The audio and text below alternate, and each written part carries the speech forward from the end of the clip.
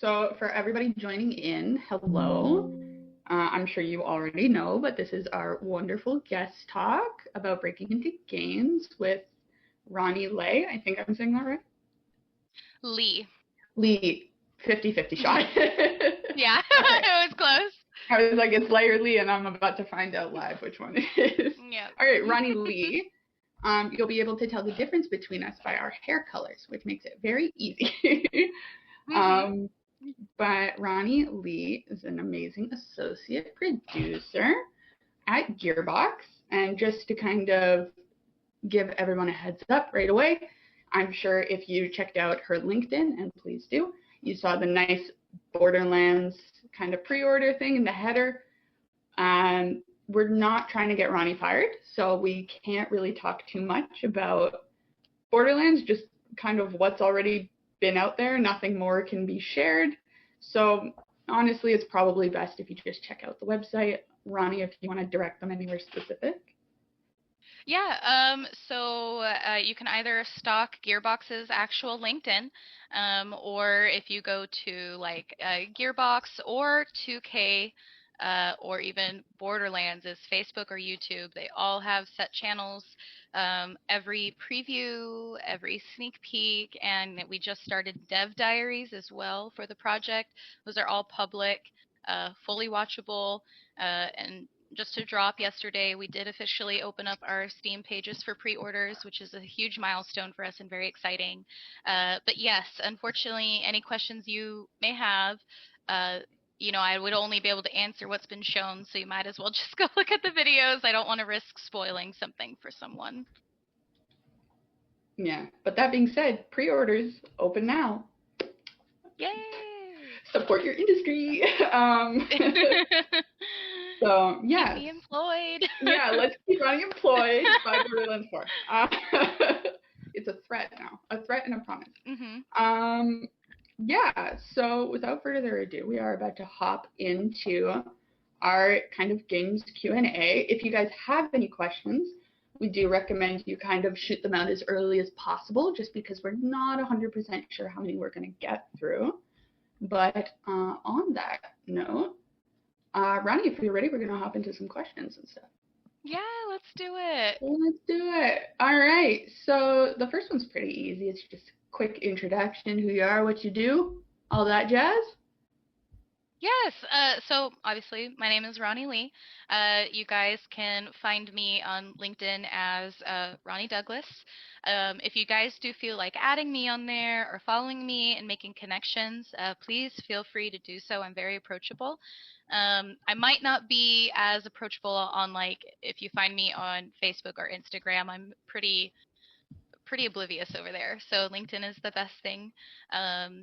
But yeah, I am newly an associate producer. I started off as a art production coordinator, working on Borderlands 4 with Gearbox, which is my first AAA game. I previously came from indie studios working on indie titles.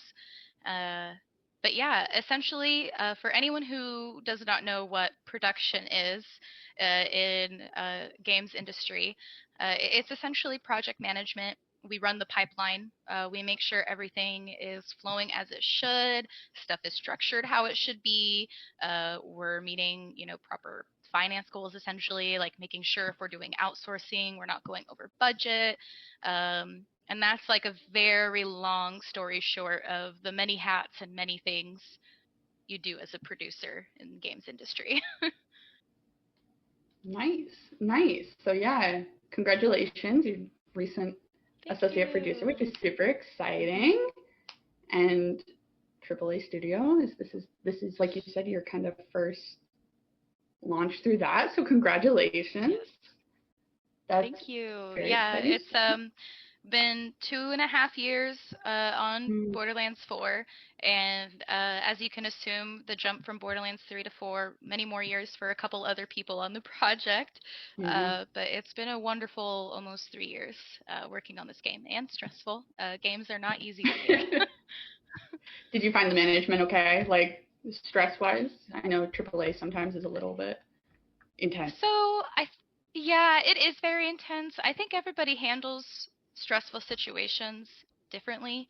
Yeah. I'm sure someone else on the project would be willing to tell you it was hell in a handbasket. For me, I compartmentalize work stress pretty okay, so it wasn't so bad. There was definitely a few moments where I thought I was teetering on burnout, and it happens. Uh, you know, there definitely came a point where my friend group was replaying all the games, and I played the second one with them, and they started jumping in the third, and all I could think about was that I play test the game almost every day. I see the game every day. I don't want to play it when I'm off work as well, and I think it's important to protect your peace. As you should. As you should. That's a Yeah. great way to say it, especially with like hobby stuff, eh? Like hobby Mhm. turned work kind of thing. Just go with Yes, it. yeah, that's kind of a weird thing that they don't really teach you when you enter this industry. Mm. I started off in a totally different background. I was specializing in plants. I was working at a greenhouse nursery, uh, and I had always played video games, like probably everyone in this chat here since I was very young. Just it started, and obviously you also think that this can't be a career. It's just going to be a hobby. Like that's not a real job. And then you enter it, and you're like, wow, this is a big time real gig, and Mm. you know, it really changes your perspective on games. I look at them very differently now. I'm a lot more kinder when game launches come out. The consumers can be pretty brutal with even one little thing that goes wrong in a game, or For sure. who knows? So I'm a lot kinder towards games now, and I have a new appreciation towards them. But it also is kind of weird. It's not my main hobby anymore now that I work in it. I've definitely become a lot more casual with my gaming. Mm. That's okay. I mean, like you said, I think compartmentalizing is a good Yeah, way of yeah. putting it because if you're doing it 24/7, I cannot imagine the amount of burnout that would happen for sure. Yeah. And On I that, oh, see go in for one of the Twitch comments, someone was like, "Oh, the ads you see for your workplace when you're off the clock." it. Oh, it cannot be truer. And sometimes I'll be just rotting on TikTok as we do, Yes, you do. Yeah. and I'll just have someone who pops up and does like a deep dive on the lore, and I'm like, "Get me out of here." I'm off the clock. I don't want to do this right now. That's a really interesting. Yeah, I didn't consider how much you probably like see content, Yeah, especially. well, and especially with a franchise like Borderlands, Mm. it's pretty established. It's been around since 2009, and it is a deeply loved franchise. Yes. Their fans, our fans, are very diehard, um, and there's many of them. So I see the stuff everywhere. Wow. Yeah. Well, I'm glad you're protecting your peace. I'm glad Yeah, everything's yeah. going well. On the topic of working in the industry, I actually did want to ask you, like, how long you've been working. Because you said about 2 and a bit years on Borderlands, but how long have you been working in the industry in total? So in total, I would roughly say only 3.5 years. So Wow. I am still early in my career, which, no shame for early career game dev. There needs to be more of us, in my opinion. But yeah, so Okay, only you about passed the three and check. a You half can years. stay. Yeah, thank you. Yeah, great. Wow, so 3.5 years, and you said you jumped from plants. Yes. That's Yeah. a pretty big Uh, switch. it was pretty crazy. So essentially, I had some personal private health issues come up, and working in a nursery or a garden center is a very physically laborious job. You're out in the Mm. sun, you're out in the heat, you're lifting heavy stuff, you're doing a lot. And I was getting, I was cutting my hours, and it was just getting to the point where it was less and less sustainable for me. And I had a friend at the time who worked at an indie studio who was like, "Hey, we're interviewing for QA testers." Mhm. Um, and I was like, "Okay, I'll shoot my shot. I'll apply." and I ended up uh, getting that interview, and I guess toot my own horn, did way too well in that interview, Let's and the go. people Yeah. interviewing me were like, "Hey, can we switch this up a bit and interview you for a different role?" And I was like, why not? Let's go for it. Sure. What do I have to lose? And they were like, have you ever heard of production? And I said, absolutely not. What even is that? Like, a lot of people don't know what production is until they enter the game industry or are For sure. studying for Yeah. it. So I said no. And I ended up getting that role and uh, got the title of an associate producer at an indie studio.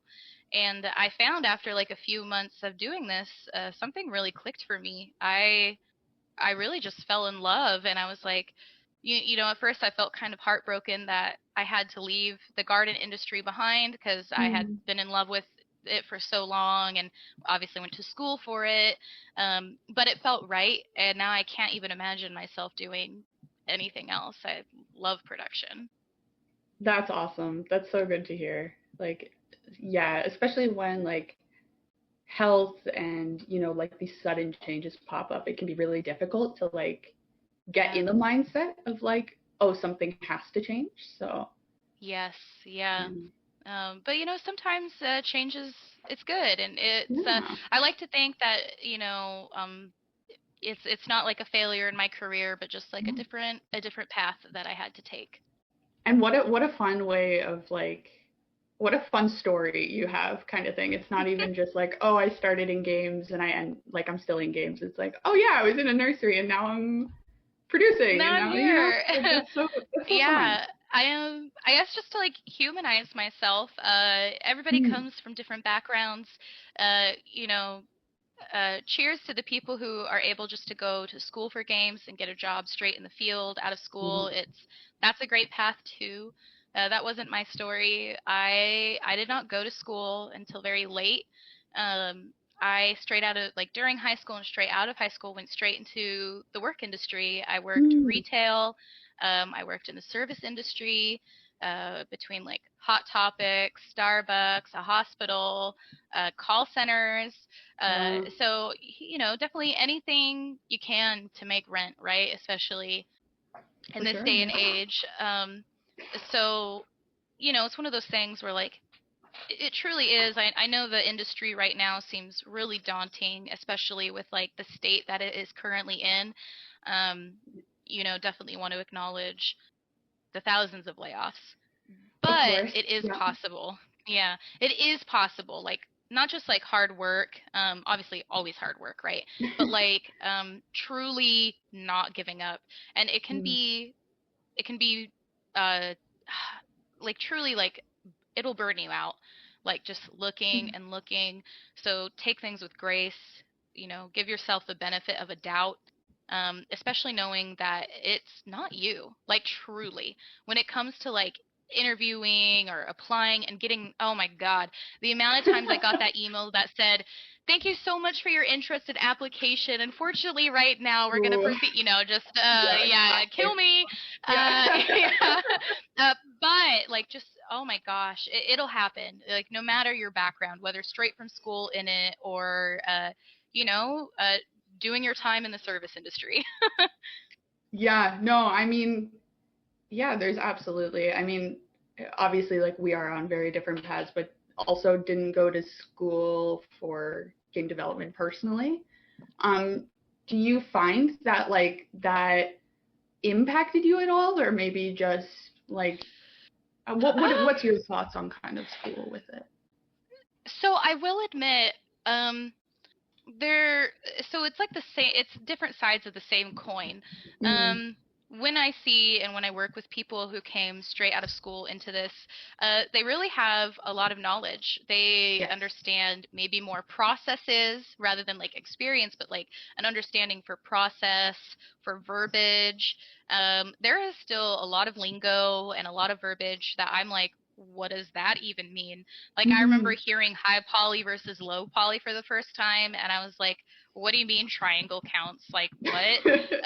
Where people who went to school have a lot of that knowledge already. But I will say there's also benefits to people who maybe didn't go to school for it and have done a bunch of different jobs. I think what matters, as long as you can find your previous experience, oh my gosh, this guy, as long as you can find previous experience relatable and transferable, and if you can convince the people you're working with that all of that can help you here, that's really all that matters. So I really do think both options are great, and you can tell when people came from different versions. But sometimes it is kind of daunting seeing someone who went to school for it, like bachelor's degree. And there's definitely been moments where I have like imposter syndrome, where I'm like, oh my gosh, what am I doing here? This isn't my background. But then, you know, I think about a lot of the things that I bring to the table. And at the end of the day, I was chosen too. So, you know, I also belong here. But yeah, it is fun getting to see everybody's different backgrounds. It's very colorful. Yeah, I think colorful is the best way to describe it. I don't know. Yeah. I feel like it makes like better games personally. I think if everyone came out of a very like rigid academia setting, like I feel like it would create different environments than what we have right now. Also, I mean, it's great news for anybody who's in student debt, AO, that you don't necessarily have to. Let's go. We don't necessarily have to come from that. Yeah. Yeah, you know, it's kind of funny. 10 years ago, everything was like college, college, college.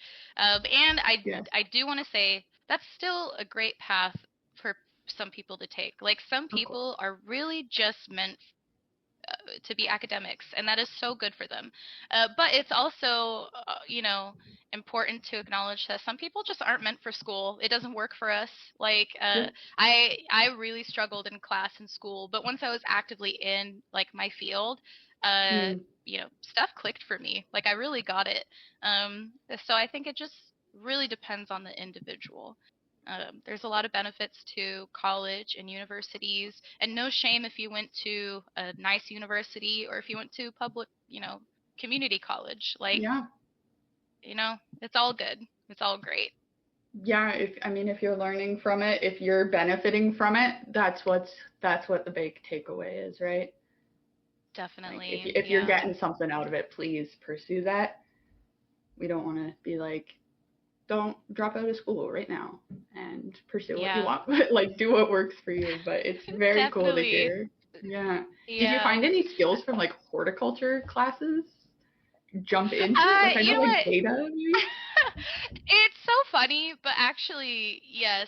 So I make this comparison pretty often.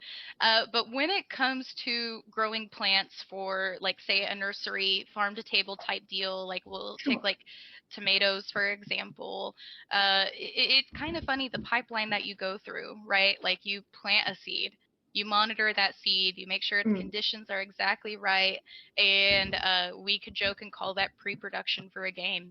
And then as you move on to a little sling, a little leafling, now you're starting to think, okay, so now we need to start bringing some more into this. Maybe food, maybe fertilizer, maybe different watering, and just like the process of getting a plant ready to be sold, like step by step monitoring now, and you have to pivot. Sometimes a flat can go dead, something can go wrong, a pest can get in, so having to be very dynamic and adaptable. But it is just a process, watching something start as this tiny little seed, and next thing you know, it's a full leafy plant with a little flower on it that people are rushing in to buy, so they can then nurture it and try to live their own life with it. It's kind of funny. Like, I really think, like, you know, growing a plant and game development feel really similar to that. Like, watching a project be this tiny dream, and now I get to tell you guys, oh my God, September 12th, play my game. Like, buy the tomato. Buy my tomato. But yeah, I would say that's like the closest. Other than that, things are wildly different.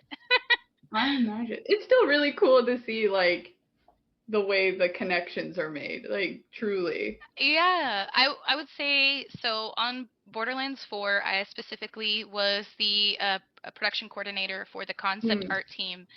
And one of the most exciting things was getting to see concept art be started, be feedbacked, the exploration, and then suddenly see it in the engine, fully rigged or like functioning, moving around, or like a prop, or like what we call like a beautiful corner. Like seeing it go from theory to like now it's real in the engine is, I think, my favorite part of game production. I was about to ask, yeah, because like there's so many different little things. Like, what was, did you have like a specific time on like maybe any past projects that you can share that you saw and you're like, oh yeah, like this is games. This is what I want to be a part of.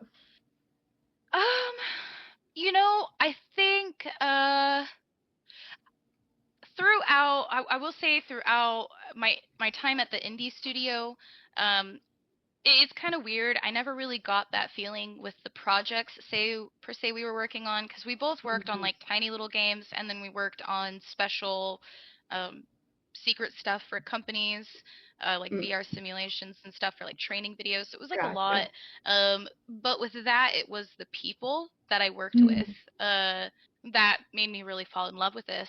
I think the most for me was seeing all the different talents collaborate together. Like everyone was so talented and so quirky in their own individual way. Uh, I love people. Mm. So that's what really made the job.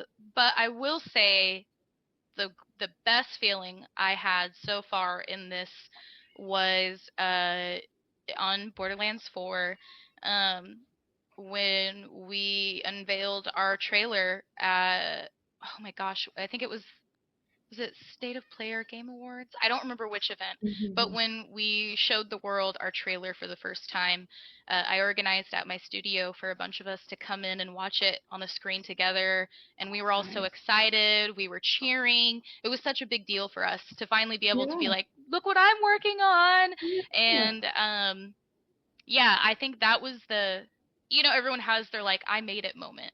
Mm. That was like mine. Like this is real, this is happening, this is exciting, this is what I want to do forever if I can.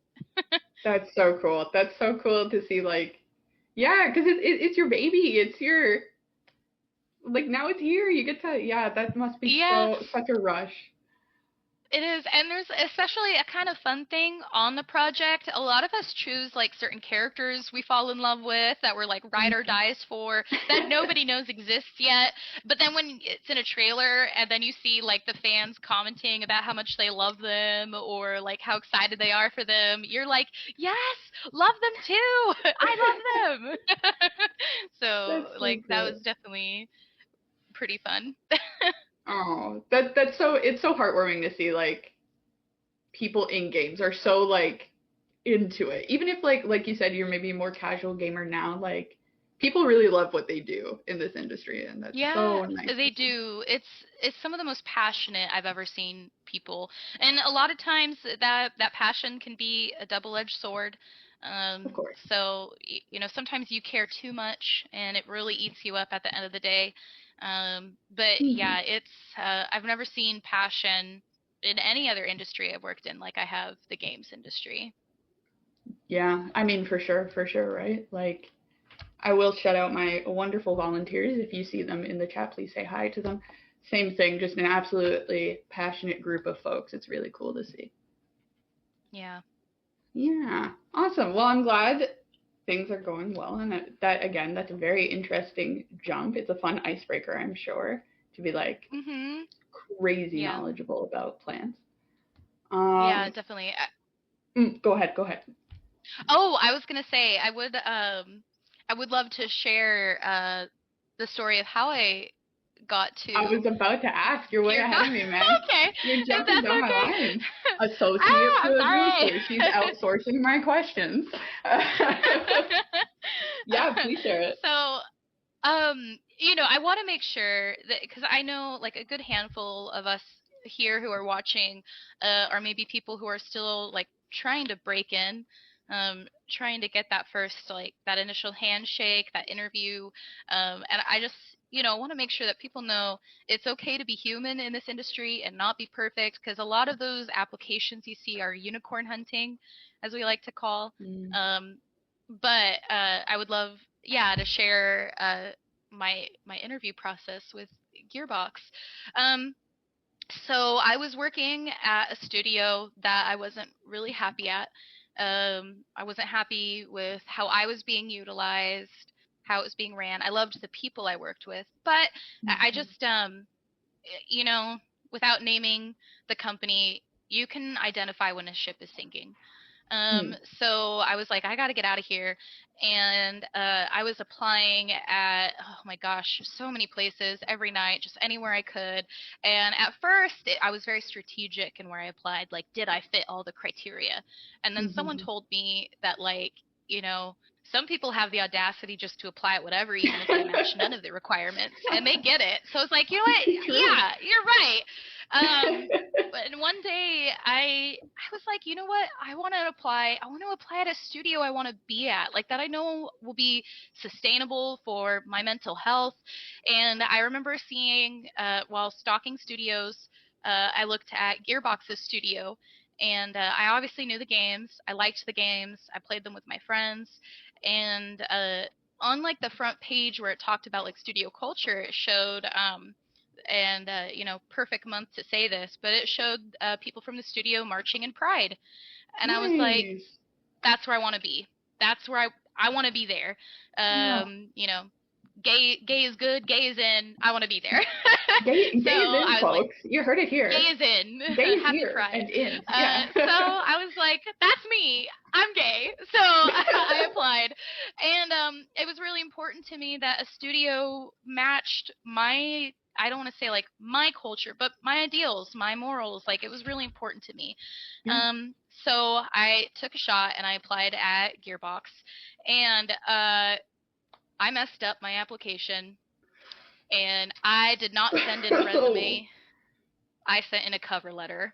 A cover Oh. letter that I did make specifically for them in case they wanted one, but I accidentally sent in my cover letter, and I got an email a few days later Okay. from this really sketchy looking email. It was like a bunch of letters and like a weird accent, like it was so weird. And they were like, "Hey, we need more information from you," and I was like, oh, this is sus, because it was Your also social when a lot of, insurance number. Yeah. yeah, and this is also when a lot of scam interviews were happening across Right. the game Right. industry. Like, it was a really big deal right then. So I replied and I said, hey, really appreciate you reaching out to me, but I need some proof that you are a real person. Mm. And not a scam, because at the time I was like, don't get my hopes up like this, like thinking to myself, like, how dare you scam me with a company I want to work at so bad. Sure. But then they were Sure. like, Yeah. yeah, they were like, oh, sorry, this is from an app, a third party app. Let me send you an official email to prove. And that's when they told me, hey, so you never sent us your resume. You sent us a cover letter. I was like, Ominous. Yeah. excuse me? I did what? I was horrified. I was mortified. I was like, I can't believe I did this at AAA Studio. I sent them a cover letter, not even my resume. Like, you are so not for real right now. Um, But luckily, me double checking, making sure that this is a real person, entering with an air of caution. I guess the higher ups who were getting ready to interview me. It was a green flag for them. Uh, Woo. so they took a chance on me. I sent in my resume, um, interviewed, and yeah, my resume was also missing a lot of stuff that they were looking for. Sure. But I made it kind of personalized. I wrote my hobbies was having one-to-one conversations with my pet frogs who I had at the time. I made Love myself that. Love human, that. and Yeah. I entered this with the mentality, and this is something I highly suggest for everybody who is job hunting for games. Mm. If you just, everybody jokes about manifesting, um, but if you carry yourself with if you just interview me, if you just give me Mm. that one chance, you will love me and you will give me this job. And I really tried to carry that with myself. If you just gave me a chance, if you just interviewed me, you will love me. And sure enough, I had the interview. It went great. I still wasn't quite sure, and then one interview turned into four, and I remember getting asked like the final day, like, would you be willing to relocate here? And I was like, yep, absolutely. Not even a second thought. Yep. Bye, Idaho. Sure. Like, yeah. So bye. But it's kind of nice to know we all make mistakes, right? Like not every interview process is the same. Not every application process is the same. Like I think the most important part in a resume or a cover letter is to be human. Mm-hmm. I don't want to be that person that's like AI bad, but all those people who are structuring resumes right now with like AI perfecting it, it's taking away your most important quality, which is being human. And I do think that showing the industry still and showing these places that you are human and you are passionate is going to be what carries people the farthest. Yeah, I mean, totally agree, right? We here at Entry Level are AI bad. But yeah, I mean, that's the thing, right? Like, if in a world of robots at this point, you want to stand out, don't like fall into that neat, like common kind of factor for sure. Yeah, Yeah. like Yeah. I don't know. I find Especially like like Oh, I was going to say, especially like in the game industry, the most daunting thing, and this is totally normal to think, just make sure you don't get lost on the thought of that there's always someone better than you. Like there's always going to be someone with more tenure, maybe, crazy good at what they do. Like it doesn't matter what field you go in, there's always going to be that person on the pedestal. But as long as you remember there is only one you, and you yeah, really sell you as a brand. That's another thing I would say is like while you're searching, find your brand, like form your brand, really lean into that brand, um, because that's what people are gonna remember. Like that's my brand is pink. Um, my brand is okay, also bubbly. really. Yeah, my brand is also bubbly. Like I'm outgoing. And once I discovered that was my light, I was like, all right, we're gonna lean into this. So it's like one thing I definitely recommend to everybody as you're entering this field, or if you're already in the field and you're on the hunt, um, find your brand. Really dedicate yourself to that because that will set you apart. That's really cool advice. Yeah, I think it's like it's hard to see yourself as a business, and I hate saying like be your own business, be your own boss, but like truly like don't make yourself corporate if that doesn't feel comfortable. But like yeah, you're selling yourself Yeah, at the end of the day, right? you are. Yeah. Yep. And honestly, like, the tools you'll learn. You'll get them with experience and on the job, the tools, the process. But no one can teach you to be you but you. There you go, eh? Yeah. If that's a takeaway for anybody listening, I think that's I think that really is the takeaway to have. It's like just go for it, and be yourself. Honestly. Yeah. And honestly, even if you don't fit every single criteria on that nice to haves or require apply anyway. Yes, Just do it. yeah, for sure, Just for sure. apply. Mhm. Yeah, I mean that's like sometimes job like required applications, right? They will include even like an overshot of what they actually want just to see like how much people will have. So there's not even a Yeah. guarantee that the person that gets chosen will have even half of the Yeah. requirements for sure.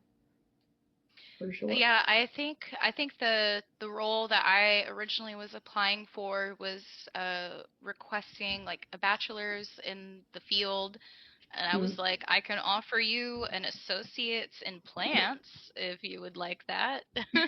There you go. Best I can do is plants. I Best can I tell can you do is which of these are tomato. invasive. Yeah. I can't. Yeah, and it's kind of funny. Like, I am known for like I've kind of made myself a thing in like different chats at work is like, you can talk to me about plants or anime, and I probably have an answer or an opinion. There you go. Yeah. That's awesome. That's so cool. And like, yeah, I mean, I'm sure everybody got that, but you've been like crazy approachable to me. You've been super, super kind with all of us. She wasn't like DMing me in private chats. She was actually very, very sweet. So it has been absolutely lovely talking to you. And you can tell that like, even if you may not have started with all the know-how that you expected that you might need, like, I don't know, I'm sure everybody can agree that we can really see that you've like jumped into that position and are definitely leading it. So congratulations, seriously. This is Thank you. And congratulations on the pre-order. Woo! Support your industry, buy the game. Borderlands. On that subject, we will open it to Q&A, but not Borderlands Q&A. Please do not ask questions about that because she cannot answer, and I don't know anything about it. So I will make up facts if you ask about Borderlands, and they will not be true. But yeah, if you want to ask on Twitch, if you want to ask on Discord, maybe we'll give it a moment here, and then we'll drop in. Stacy, I might have you highlight maybe some Discord ones while I go through the Twitch here. I have like old lady eyes, so I can't see well. I do too. I have glasses. I'm just not wearing them right now. Yeah, I've got blue eyeglasses because I stare at my screen all day. I do too, with the green tint. Yay! Oh my god, tornado weather green. Got that stigmatism. Yo. Awesome. Let me. Yes.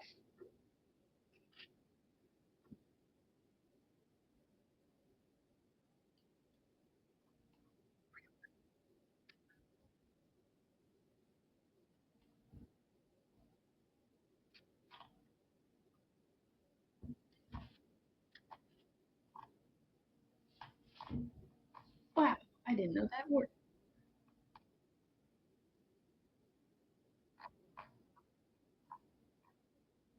Oh, sweet. Awesome. Thank you, Stacy. Everyone say thank you, Stacy. She's the one who's making Thank this you, work. Stacy. Because We love I Stacy. don't know what I'm doing. Yes, we absolutely love Stacy for setting this up too. Yeah. All right. So somebody said, I am currently working with an indie studio.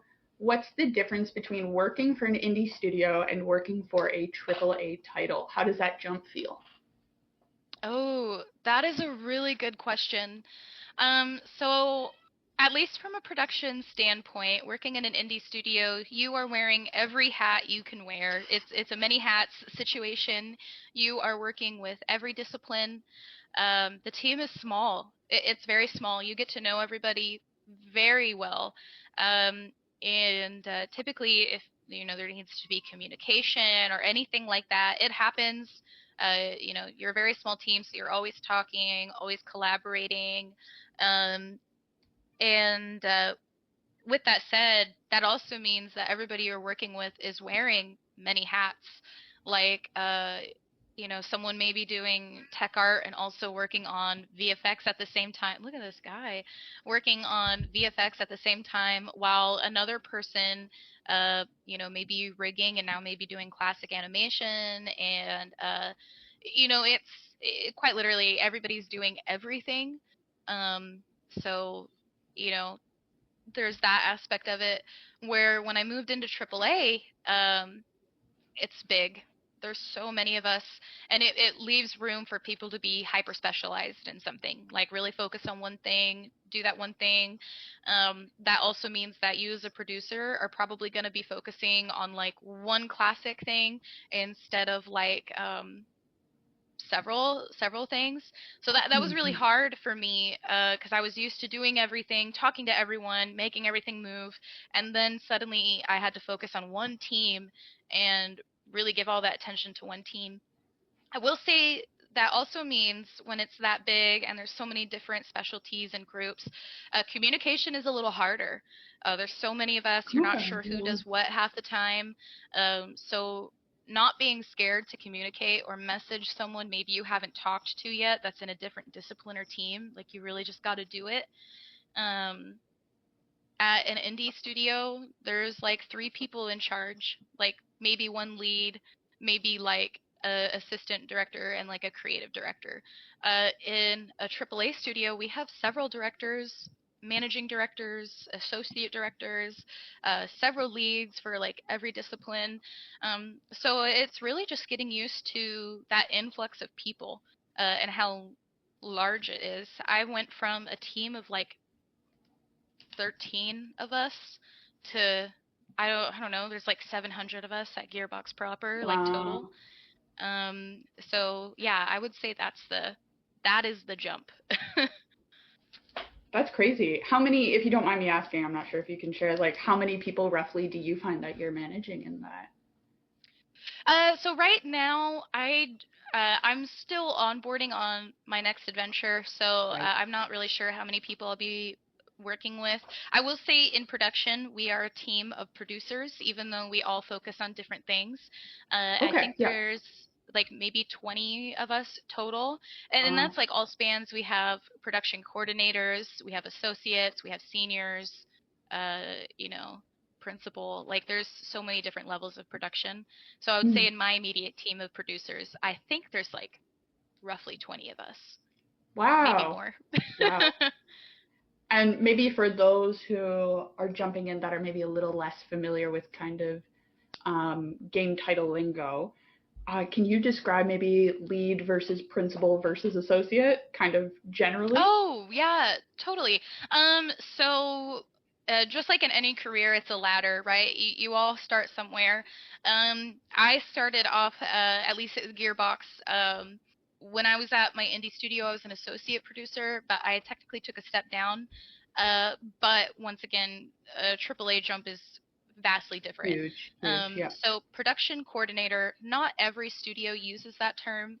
Some may use junior producer, Okay. but it is like, this is the most entry level you can get. Like, this is you starting. And then Hmm. associate is still early career. I would consider it early career, maybe like lower mid level, Okay. but still early on. And then we can take a jump. There is a senior. Um, Yeah. so a senior producer or a senior level artist or something like that, would typically imply maybe you have a couple games under your belt, a couple shipped AAA games. You have years of experience that you bring to the table, and you've really proved that you have a level of expertise. And I would say also an ability to maybe mentorship a little bit. That would be senior. Lead Gotcha. is then, you are managing your team. Um, you're making sure your team has what they need, that they're prepared for what they need to do, mentoring Hmm. them, but you are also still actively working in that role as, like, let's say an artist. So you're not just Gotcha. strictly a manager. Hmm.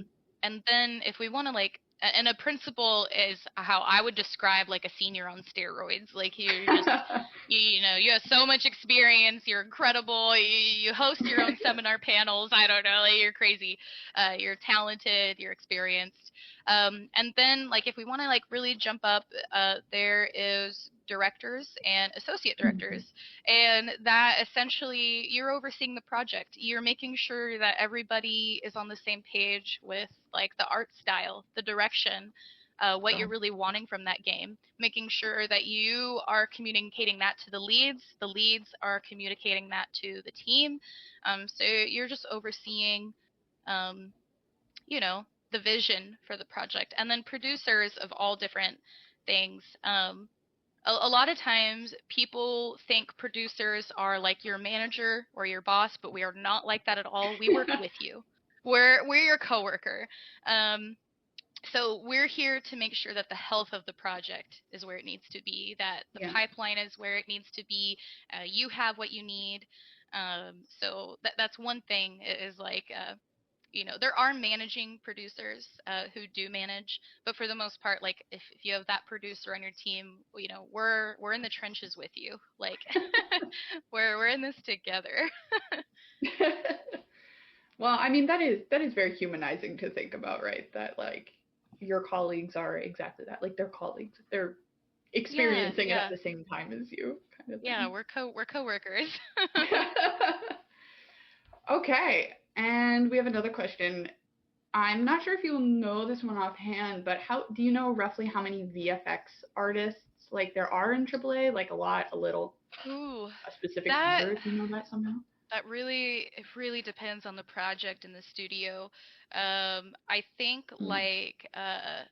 I think like ours was like a team of 10 at one project. But then Wow, there's also like a whole separate team for a different project, and then there's some people who work on multiple projects at once. So that one's really hard to give like a an answer to, because it just really depends on the need of the project and like the size of the studio. Because there's AAA studios that make Gearbox look small. for sure, for sure. Oh my goodness. Hmm. I mean, even in Canada, which is a little bit less densely populated with that stuff, you can see some real Yeah. behemoths kind of poking out. Oh yeah, I mean EA and Ubisoft thrive in Canada, so. Oh, Ubisoft. Oh, Oh, Ubisoft. Let's Ubisoft. go. I have a lot of coworkers at our Canadian studio who are ex Ubisoft. Yeah, So yeah. I yeah, I work with a lot of them. Well, that's awesome. That is cool to see that, like, kind of mixing of Hmm. kind of everything for sure. And we've got another question of what tools do you use? Jira, Trello, etc. Anything you would like to share? Yeah, okay, so a lot of different tools. I will say other producers use different tools than me depending on like what team they're in. But I Sure. specifically I do use Jira. Um, Jira is probably what I use the most. Woo. I live in there. I live in Jira. And then as well as Confluence. We use Confluence quite a lot. That's another tool that I think I live in. And then I would say we use Smartsheets, obviously like Excel. And it is so funny when you see a job application. Back in the day, they would ask, "Are you Microsoft efficient or Excel efficient?" And you Yeah. would just say, "Yeah, sure, why not?" That one was real on this job. That they do use Excel, and then spreadsheets, and then also a tool called Miro. I used Yep. Miro a lot more when I helped out with concept art, but I don't Love think for Miro. my next role I'll be using it as much, but still occasionally. And that I think sums up for uh, the tools that I use and Teams. Shout out Teams. Shout out Microsoft Teams. Love your stickers. Teams. Thank you.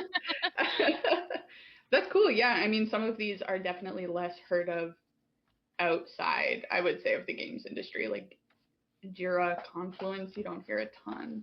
So that's always a good, folks. If you need some programs maybe to take a look at, is always good to be proficient in things that are popular in the industry.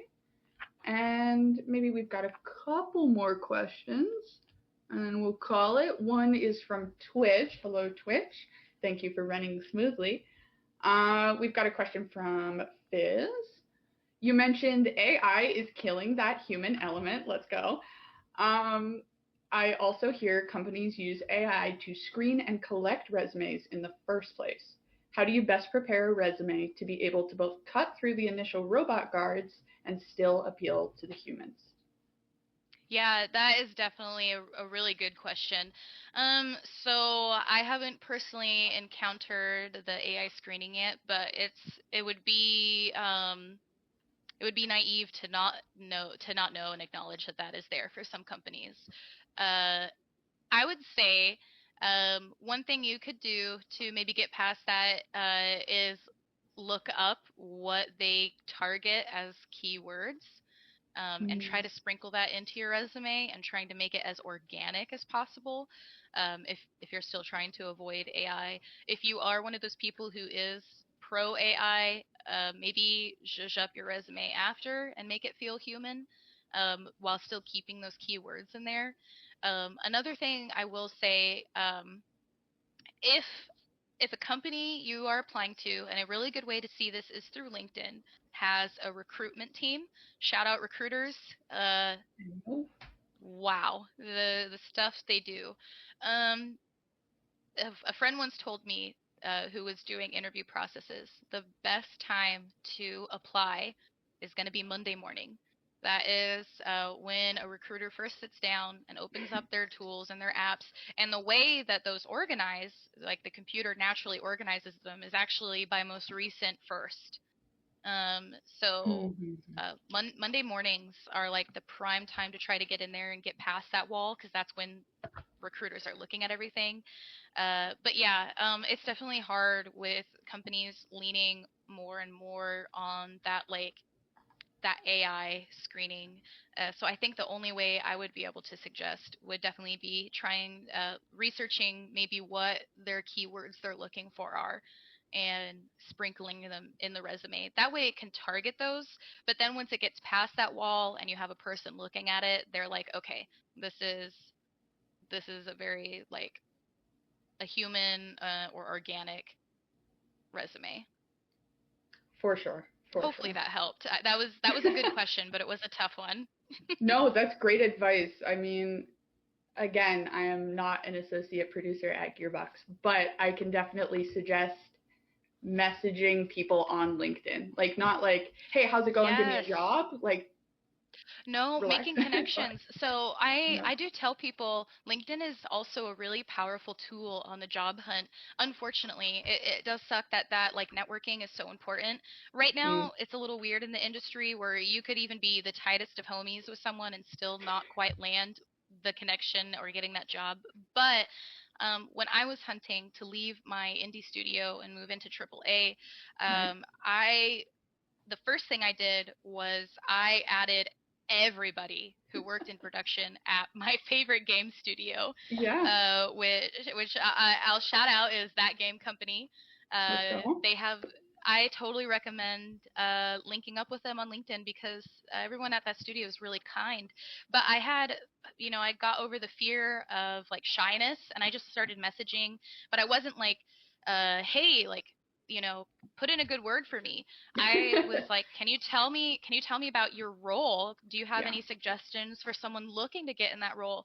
And I got really lucky, and their lead recruiter at that studio set up a Zoom meeting with me, and she just talked with me, gave me pointers, pointed me in the direction of Women in Games, which is a mentorship program.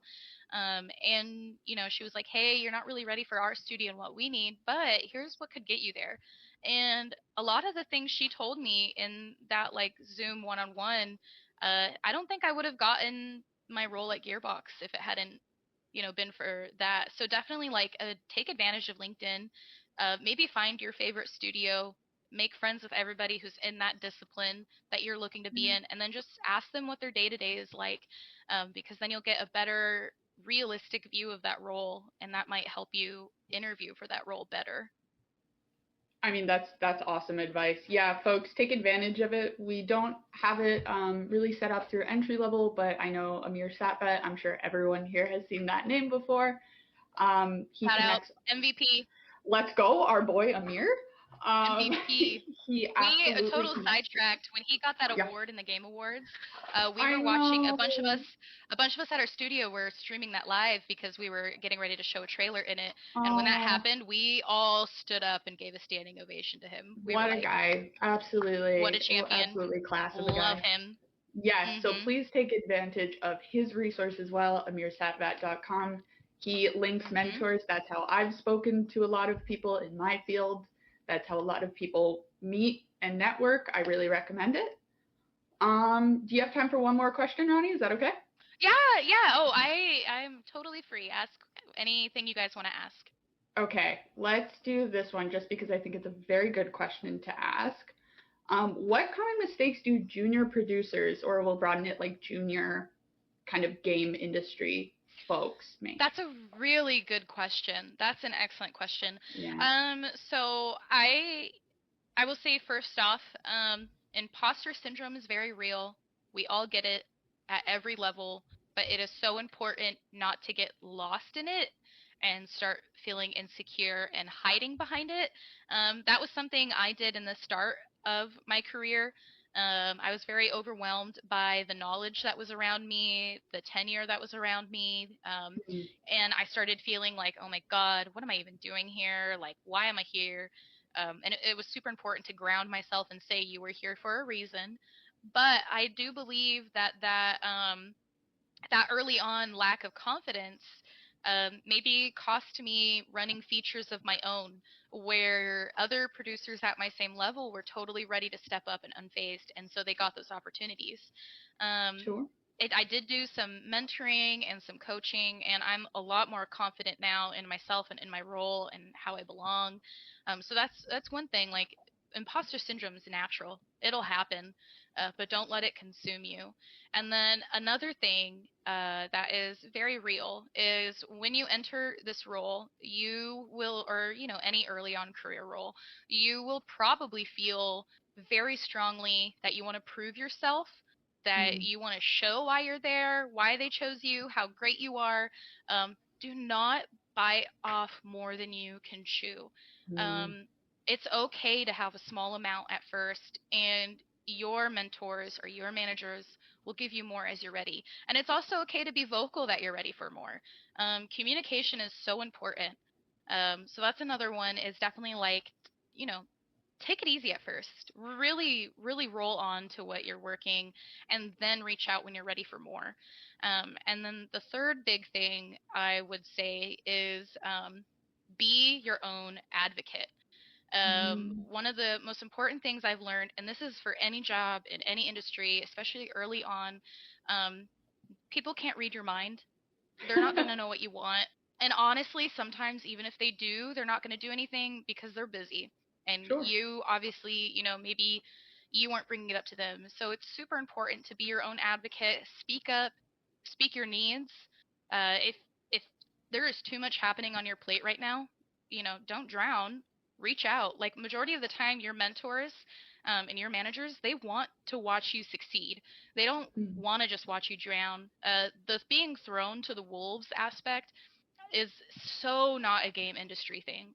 The nice, people above nice. you want to watch you succeed. They want to pull you up with them. So communicate that. It's the most important thing, and be your own advocate, because no one is going to be your advocate except for you. So that would I say is the most important early on. But yeah, so keynote: don't drown in imposter syndrome. Don't bite off more than you can chew. Communicate. And I would say those are the three most important early on mistakes that can be made, and advice. That's really good advice. Yeah, I mean, it's cool to hear from like folks who, especially who have experienced it itself. It's that human aspect of like, oh yeah, I was Mhm. dealing with imposter syndrome. I recognize that it Yeah, may have cost me, but here's what we blah blah blah blah. definitely. Yeah, that's super cool. And yeah, I mean, I don't have anything else. I mean, personally, I don't think we're going to be able to make it to all the questions. Unfortunately, we have run a little bit over time. But thank you very much, Ronnie, for Yay! spending time with us. Really appreciate, again, like seeing folks like you with these success stories. I know we saw a couple folks say it, but it's really inspiring, and it's very cool to see folks like you entering, and not just entering but thriving in the industry. It's really nice to see like how happy and positive you are about it. Dare I say, a win for Pride Month, truly. Um, Yes. Oh my God, I see someone very important. What's your favorite plant? yes, I will incredibly answer important. that. I will answer that. It's an edible plant, and it's called nasturtium. Okay. So if you can figure out how to spell that, it's nasturtium, and its flowers are edible, its leaves are edible, and it's an incredible companion plant for tomatoes because it wards off pests, and it's a trailing plant, so it's really pretty. Damn. So, I oh, have no oh, idea what favorite that is. anime? Inuyasha. Inuyasha. There you go. So Yep. we have Inuyasha and Nurse something. Yep, nasturtium. Nasturtium. There we go. Oh, All right. oh my gosh, you guys are so funny. Favorite fictional man. That's really hard for me. I love fictional men with mental health problems. I don't want to fix them. I want to make them worse. Inuyasha is mean. I love Kyo from Fruits Basket. I love Ghetto from Jujutsu Kaisen. He's messed up. I love him. I can, feel free to message me anytime, you guys. I can go off on fictional men. I got it's a long list. There you go, folks. If you had any doubt about approachability in this industry. Yeah, hit me up. I know it was already as we're closing out. It was already in the chat. You guys have my LinkedIn. Hit me up there anytime. Yes, we'll And throw it then again. if you magically find me on Instagram, you can hit me up there. I am bad at replying there though. I mostly just send memes to people there. That's how it is. But yeah, talk to me about anything. If you ever have any questions or want advice, I don't check LinkedIn messages every single day, but I do every week, and I do try to get back to people. So yeah, if you have any questions, feel free to reach out. There we go. Awesome. Again, thank you so much for your time. It was really cool hearing from you. I'm sure a lot of people really appreciate you joining in. And yeah, I mean, we won't hold you hostage for too long. Yeah, if you want to hang back while the moderators chat afterwards, you're welcome to. Yeah. I'll hang out for a little bit. But yeah, thank you so much, and thank you to everybody for attending. I know Thanks, time zones are guys. Thank you for crazy. having me. Yeah, we're all from different places, right? Well, Oh, thank you so much for having me. I hope I was able to, if not give good advice, motivate you. The most important thing to me, especially in this community, and especially as like maybe junior people, is lifting each other up. This industry is a community, and if we're all here for each other, that's the most important aspect at the end of the day, is that very human experience. So I hope I was some help to you guys. there you go. And with that being said, I'm going to desperately attempt to end this, but in reality, I'm going to bully Stacy into helping me end this because I don't know what's going on. Thank you. Bye, guys.